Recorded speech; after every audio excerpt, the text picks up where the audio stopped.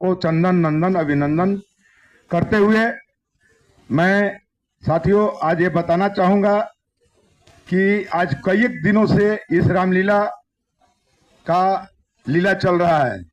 आज 2 फाड़ में जो हम लोग का रामलीला का मंचन हो रहा था वो आज लग रहा है कि खत्म हो गया। कभी उस तरफ से फोन आता था, कभी इस तरफ से फोन आता था कि आप लोग आइए, तो सभी करीब आरा के नागरिक इस फेरे में रह जाते थे कि किधर जाए, किससे हम दुश्मनी ले, किससे क्या करें। तो साथियों, इस तरह का राम जी के कार्य में हम समझते हैं कि आरा शहर में इस तरह का कार्य पहला बार हुआ। इस तरह से नहीं होना चाहिए।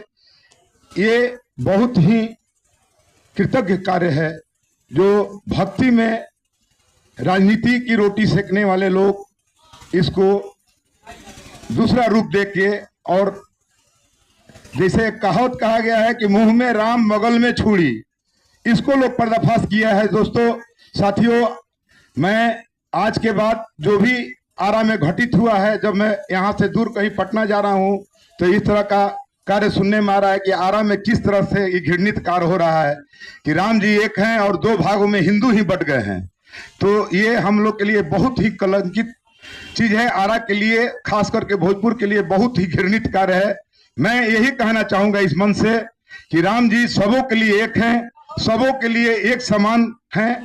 तो आज इस मंच पर कोई सचिव है, कोई अध्यक्ष है, अनेकों प्रकार के लोग अपने पद का ग्रहण करके काम कर रहे हैं, लेकिन इस मंच पर इस राम जी के सभागार में सभी आरावासियों को एक समान देखने का काम राम जी करते हैं। उसी तरह से मैं अन्य लोगों को भी कहूंगा कि सभी वर्ग के लोगों को एक समान देखे और एक समान रूप दे, जिस तरह राम जी सभी को एक समान देखते हैं। और इसमें 2 फाड़ नहीं होना चाहिए, सभी को एक समान जगह मिलना चाहिए। आरा के सभी नागरिक जो हैं, अध्यक्ष हैं, सचिव हैं, हर पद पर हर नागरिक है। अब एक कमेटी को, घर का भी मुखिया एक बनाया जाता है कि घर चल सके। उसी तरह रामलीला को आगे बढ़ाने के लिए हम लोग समय समय पर एक पद देकर, एक मान्य सामान्य व्यक्ति को स्थापना देकर इस रामलीला कार्य को या इस कार्य को आगे बढ़ाने के लिए हम लोग जगह देते हैं, तो उससे एक सुदृढ़ कार्य हो पाता है। तो उसी तरह से इसके पहले भी कार्य होते रहा है। साथियों, मैं उस मोहल्ले से बचपन काटा हूं, उस मोहल्ले से बिलोंग करता हूं जहां से जिसका नाम होता है रामगढ़िया। मैं अपने बचपन में रामगढ़िया अपना बचपन बिताया हूं। साथियों, आज जो ये रामलीला निकलता है उसी जगह से निकलता है। हम लोग बचपन में करीब 3 महीना पहले से दिल में राम की भक्ति लेकर हम लोग उद्देश्य में आ जाते थे, सड़कों पर आ जाते थे। आज भी बहुत से पुराने लोग मर गए, बहुत से लोग हैं जो कि रामगढ़िया से ही तरह तरह के प्रपोजल लेकर निकालते थे और राम भक्ति में 1 महीना पहले से अपने कारोबार को छोड़कर और इसमें नील हो जाते थे। आज इस मंच पर एक शख्स नहीं दिखाई दे रहे हैं जो करीब 25 वर्षों से लगातार उनका इस रामलीला में योगदान रहा है। उनका राम जी नाम है, जो उस समय आइसक्रीम फैक्ट्री चलाया करते थे और अब अस्वस्थ हैं।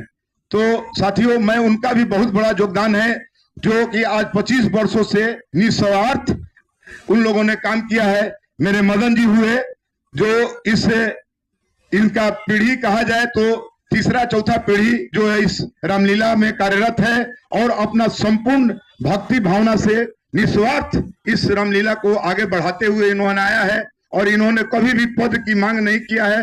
एक तरह से समझा जाए तो रामलीला का देन इन्हीं के वंशज को कहा जाएगा, इन्हीं को श्रेय जाएगा। मैं इनके लिए एक जोरदार ताली इनके स्वागत में कहना चाहूंगा। मैं अभी पुरातत्व में जो है में मदन भैया को मैंने रामलीला का बेस मानूंगा।